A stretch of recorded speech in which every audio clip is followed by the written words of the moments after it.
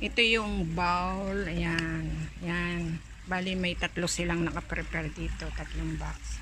And then, pupunta ka dito para kumuha ng tubig. Ayan. Ayan.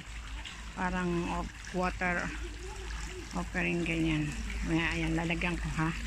Pwedeng, may panandok. Ayan o. Ayan, may panandok. Pero, ayan. Pero, pwede naman na ganunin ano. Oh. At ayan nga, pagkasalo ko ng tubig, andyan na si Jaja para i-video ako.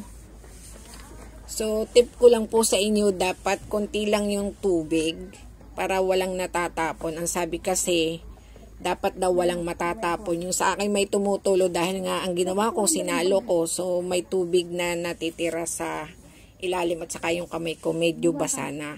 And then, yun nga, buti na lang iniwan yung bag ko at may nagbantay naman yung mga kasama namin.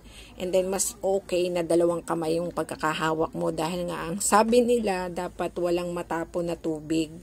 So, kung kukunti yung laman mo, pwedeng laman ng tubig sa bowl, pwedeng mabilis ang lakad mo. Since na parami nga yung lagay ko, kaya naging dahan-dahan yung paglakad ko.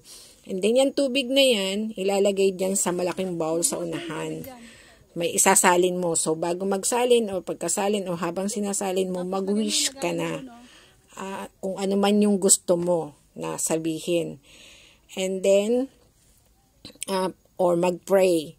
Pagkalagay dyan, ayan, as you can see, malaki yung bowl. Maraming tubig na dyan. And then, pagkasalin mo, may lagayan sila ng empty bowl. Ayan yung lugar. So, yun lang guys. Maraming salamat. Bye-bye po.